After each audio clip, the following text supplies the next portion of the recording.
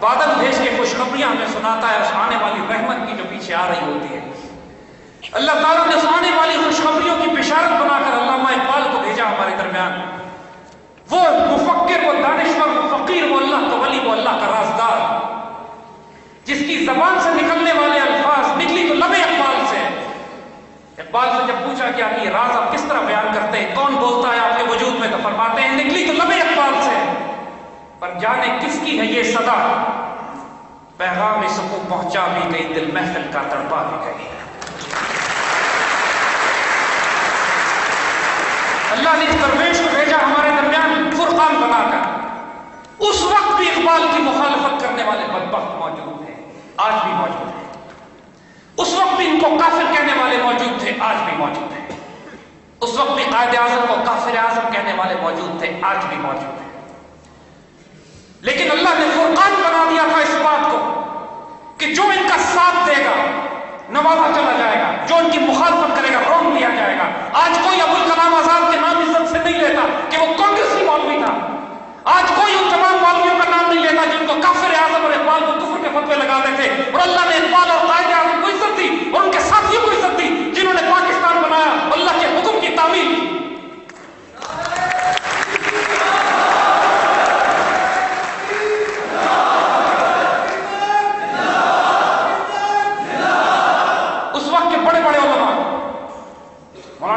خان بھی رحمت اللہ علیہ، مولانا شبیر احمد عثمانی رحمت اللہ علیہ، پیر عثمان کی شریف رحمت اللہ علیہ، پیر جماعت علی شاہ رحمت اللہ علیہ. فقراء اور علماء کے اندر سے ایک بڑی جماعت پیدا ہوتی ہے جس کو براہ راست حضور صلی اللہ علیہ وسلم کی طرف سے بشارتیں نصیب ہوتی ہیں، خوشخبریاں نصیب ہوتی ہیں. یہی لاہور میں علامہ شبیر احمد عثمانی جنہوں نے قائد اعظم کی نماز جنازہ پڑھائی، جن کا تعلق خود اس وقت اس علماء کی جماعت سے شروع میں تھا جو مخالفت کرتے تھے قائد اعظم کی، لیکن پھر اچانک قائد اعظم کے حق میں آ گئے، اپنا جان مال قربان کر دیا قائد اعظم کے حق میں ان بڑے بڑے علماء نے. جب علامہ شبیر احمد عثمانی سے پوچھا گیا کہ آپ نے کیوں قائد اعظم کا ساتھ دینے کا فیصلہ کیا، فرماتے ہیں میرا اختیار ختم ہو گیا. میں بھی مخالفت کیا کرتا تھا، لیکن میں نے خواب میں حضور صلی اللہ علیہ وسلم کی زیارت فرمائی، ساتھ قائد اعظم کھڑے تھے، حضور نے قائد اعظم کی طرف اشارہ کر کے فرمایا میرا مجاہد ہے، اس کا ساتھ تو مخالفت نہ کرنا کر.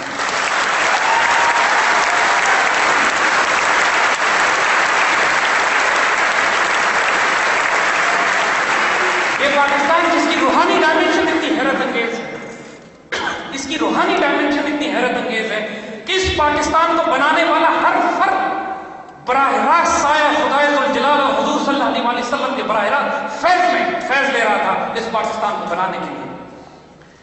جسٹس جاوید اقبال، علامہ اقبال کے بیٹے جنہوں نے خوبصورت کتاب زندہ رود لکھی ہے. زندہ رود ایک ہمیشہ بہنے والے چشمے کو کہتے ہیں، وہ چشمہ جس کا فیض کبھی ختم نہیں ہوگا. اور یہ لفظ اقبال نے خود اپنے لیے استعمال کیا ہے اس بشارت کے تحت جو اقبال کو دی گئی کہ آپ زندہ رود ہیں، آپ کا فیض نسلوں میں جاری رہے گا. تو اقبال کی سوائے عمری ان کی بایوگرافی جو لکھی گئی ہے اس کا نام بھی زندہ رود ہے. اس میں جسٹس جاوید اقبال واقعہ لکھتے ہیں کہ علامہ اقبال کے پاس کشمیر سے ایک سید زادے آتے اور اقبال کو دیکھ کر بے اختیار رونے لگتے.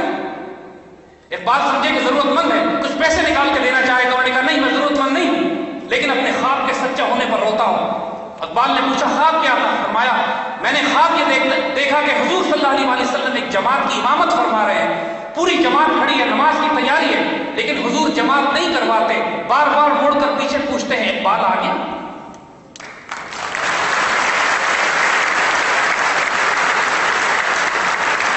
اور پھر کسی کو بھیجا جاتا ہے، اقبال کو لے کر آتے ہیں اور خود حضور اقبال کو اپنے ساتھ سیدھے ہاتھ پر کھڑا کرتے ہیں. اس کے بعد جماعت شروع ہوتی ہے. میں نے علماء سے پوچھا، علماء نے کہا لاہور میں ایک بزرگ اقبال کے نام سے، جاؤ ملو، شاید وہی ہوں. جب میں نے آپ کی شکل دیکھی تو پہچان لیا کہ آپ وہی ہیں جن کو خواب میں مجھے دکھایا گیا.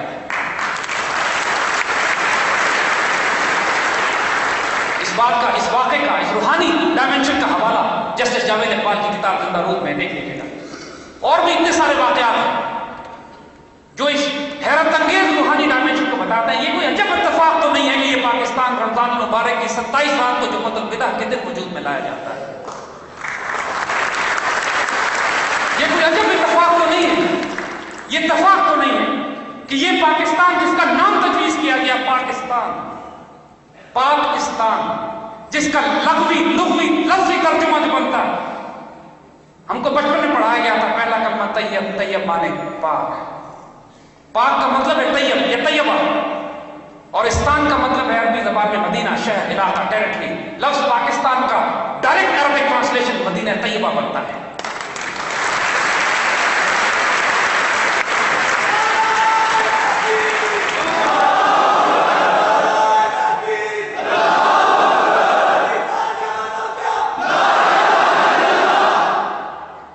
پاکستان کا مطلب لا الہ الا اللہ ہے. اس کا مقصد محمد رسول اللہ ہے.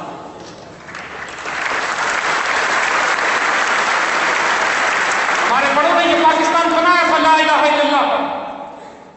اللہ کی قسم یہ واجب ہے ہمارے اوپر کہ اس کی تکمیل کریں محمد رسول اللہ کے اوپر. اور یہی مقصد ہے تکمیل پاکستان کا.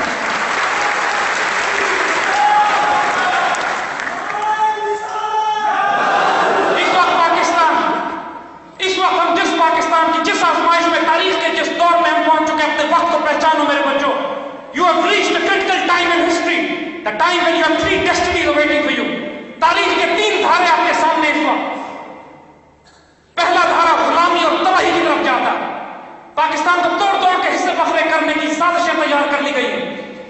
جو نیو کارن گیم 21st سینچری کے لیے جس میں ایک 4th جنریشن وار پاکستان پر مسلط کی گئی ہے, جس کے نتیجے میں پاکستان پر قہر برپا کر کے ناپاک کرام حکمران مسلط کر کے اکنامک کولیپس لا کے دہشت گردی کے ذریعے پاکستان کے عوام کو قومیت میں ثانیت میں تقسیم کر کے پاکستان کو یوگوسلاویا کی طرح توڑ کر چھوٹے چھوٹے ملکوں میں تقسیم کر دینا ہے.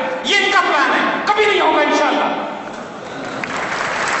مگر یہ فتنہ ایک آزمائش ہمارے سروں پر مسلط کر دی گئی ہے اس وقت. دوسرا ہمارے سامنے یہ ہے کہ پاکستان کا جغرافیہ تو محفوظ ہے لیکن ہماری شناخت اسلام کے طور پر مٹا دی جائے. ہماری آئیڈیالوجی, ہماری آئیڈینٹی, ہماری عزت, ہماری وقار, ہماری غیرت کے سودے کر دی جائیں کیری اوور بلز کے ذریعے. پاکستان کو ایک بے شرم, ایک بغیرت ملک بنا دیا جائے جس کی اپنی کوئی آئیڈیالوجی ہے نہ کوئی آئیڈینٹی ہے. ایک سلیو لیبر کے طور پر 18 کروڑ مسلمان غلاموں کے طور پر ان کی نوکری کیا کریں گے. یہ دوسری تقدیر ہے جو ہماری لکھنا چاہتے ہیں. یہ بھی نہیں ہوگا کبھی انشاءاللہ. اور تیسری تقدیر جو اللہ نے لکھ دی آپ کے لیے, تیسری تقدیر اتنی حیرت انگیز ہے کہ جس سے یہ دہشت زدہ ہو گئے. ان کی ذہنیت ہے کہ جب ان کو معلوم ہوتا ہے کہ جب فرعون کو یہ معلوم ہوتا ہے کہ ایک بچہ پیدا ہوتا ہے جو تمہارے نظام کے لیے خطرہ بنے گا, تمہارے نظام کو تبدیل کر دے گا, تمہارے economic, social, political, judicial system کو تبدیل کر دے گا, تمہاری اسٹیبلشمنٹ کو تبدیل کر دے گا, تو اسے ایک بچے کی خاطر نہیں لاکھوں بچے قتل کراتے ہیں.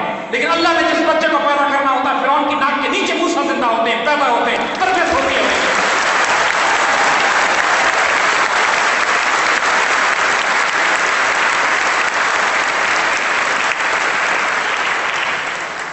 ان کا پلان یہی تھا کہ اس پاکستان کو ہم یا توڑ دیں گے یا غلام بنا لیں گے. لیکن ان فرعونوں کی ناک کے نیچے اللہ نے ایک گروہ پیدا کیا, ایک جماعت پیدا کی جس کا نام پاکستان کے نوجوان ہے. یہ اپنی تقدیر اپنے ہاتھ میں لینا چاہتے ہیں.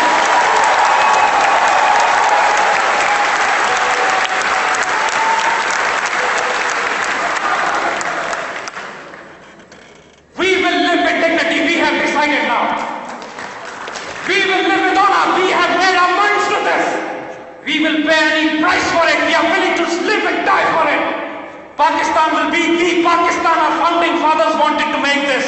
ہمارے بڑے جس پاکستان کو بنانا چاہتے تھے, امت مسلمہ کی آبرو کا مرکز, جہاں ایک ہو کے مسلم حرم کی پاسبانی کے لیے نیل کے ساحل سے لے کر تابخا کے کاش تک, سینٹرل ایشیا سے افریقہ تک, one united Muslim bloc, united states of Islam انشاءاللہ.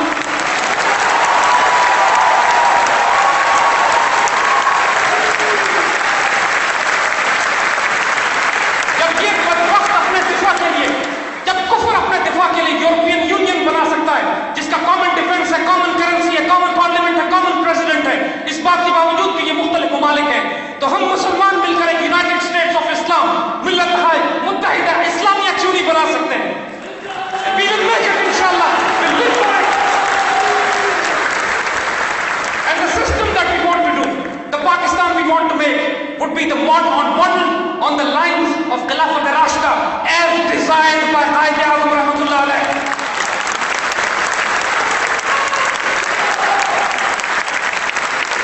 Pakistan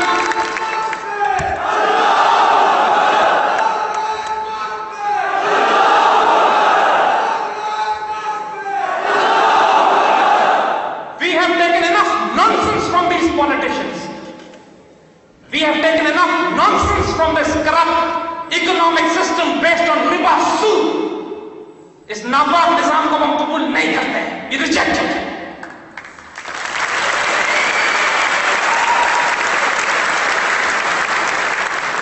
We want to build Pakistan जहां पे लोग ज़कात लेकर फिरेंगे, कोई ज़कात लेने वाला नहीं होगा इंशाअल्लाह। We want to build a Pakistan जहां पर कोई जालिम किसी मजलूम पर इसलिए जुल्म नहीं करेगा कि जालिम के पास इख्तियार और ताकत है।